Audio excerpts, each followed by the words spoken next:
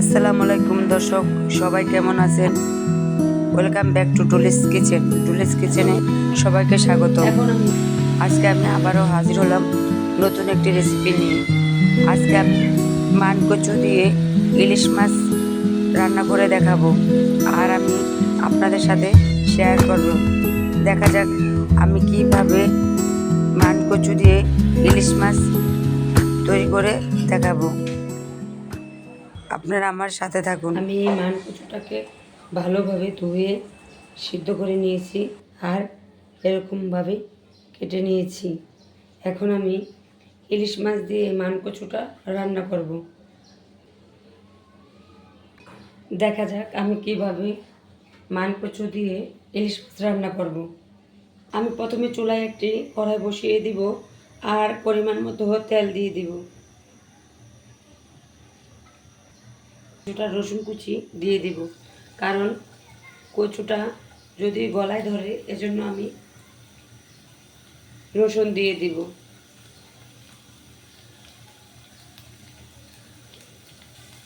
আর দিয়ে দিব পরিমাণ মতো পেঁয়াজ কুচি। এখন ভালোভাবে নেড়ে চেড়ে দিচ্ছি আর বাদামি কালার রং আসা পর্যন্ত অপেক্ষা করব। আর দিয়ে দিব 2-3টা কাঁচামরিচ। এখন আবার একটু নেড়ে চেড়ে দিচ্ছি। দেখুন আমার পেঁয়াজটা বাদামি কালার হয়ে গেছে। এখন আমি 1 টেবিল চামচ আদা বাটা রসুন বাটা দিয়ে দিব। এখন নেড়ে চেড়ে দিচ্ছি। আদা রসুনটা পেঁয়াজের সাথে ভেজে নিব। এখন আমি দিয়ে দিব কিছু উপকরণ। আমি এখানে নিয়েছি 1 চা চামচ হলুদের গুঁড়া, 1 চা চামচ ধনের গুঁড়া, 1 চা চামচ জিরের গুঁড়া আর 1 চা চামচ মরিচের গুঁড়া আর স্বাদ মতো লবণ। এখন আমি সব উপকরণগুলি দিয়ে দিব। এখন আমি ভালো মতো মশলাটাকে নেড়ে চেড়ে দিব আর অল্প একটু পানি দিয়ে দিব, কারণ মশলাটা যেন পুড়ে না যায়। আমি মশলাটা ভালোভাবে নেড়ে চেড়ে দিচ্ছি আর মশলাটাকে ভালোভাবে কষিয়ে নিব।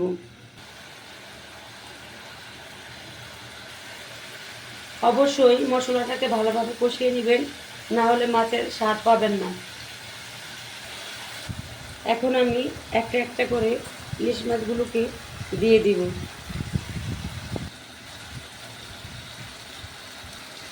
আর একটু উল্টে পাল্টে দেব। এখন আমি ঢাকনা দিয়ে ঢেকে দিব আর 2-3 মিনিট ইলিশ মাছটাকে ভালোভাবে কষিয়ে নেব। মাছটা আমার কষানো হয়ে গেছে। এখন আমি মাছটা একটা বাটিতে বেড়ে নিব।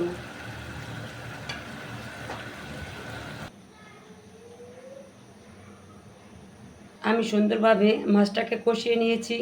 এখন আমি মশলার ভিতর মান কচুগুলো দিয়ে দিব আর মান কচুটা ভালোভাবে কষিয়ে নিব।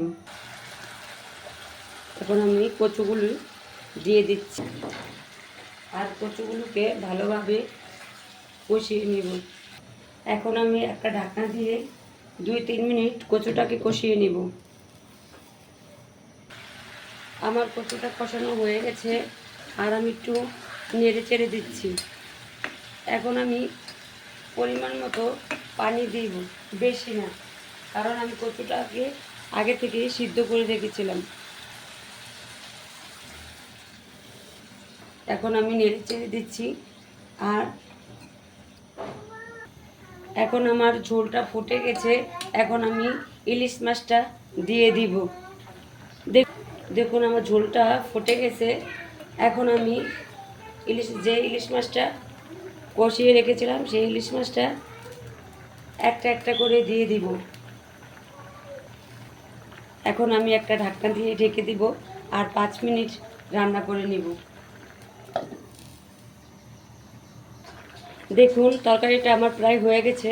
এখন আমি সব শেষে এই ধনেপাতাটা দিয়ে দিব। অনেকে আছে ইলিশ মাছ রান্না করলে ধনেপাতা দেয় না, ঘ্রাণ চলে যাবে, কিন্তু আমার কাছে ভালো লাগে তাই আমি দিই। এখন আমি আরও 2-3 মিনিট রান্না করে নিব। আবারও ঢাকনা দিয়ে ঢেকে দিব। দেখুন আমার ইলিশ মাছটা হয়ে গেছে। এখন আমি চুলাটা বন্ধ করে দেব আর তরকারিটা নামিয়ে ফেলবো। দেখুন তরকারিটা আমি সার্ভ করে নিয়েছি। আর দেখুন আমার কচুটা কতটা সিদ্ধ হয়েছে। দেখুন আমার রেসিপিটা যদি আপনাদের ভালো লাগে তাহলে অবশ্যই আমার মতো আপনারা বাসায় বসে এরকমভাবে কচু দিয়ে ইলিশ মাছ রান্না করবেন। আর যদি আমার ভিডিওটা ভালো লেগে থাকে তাহলে অবশ্যই আমার চ্যানেলটাকে সাবস্ক্রাইব করে দিবেন। এখন বিদায় নিচ্ছি, সবাই ভালো থাকবেন। আল্লাহ হাফেজ।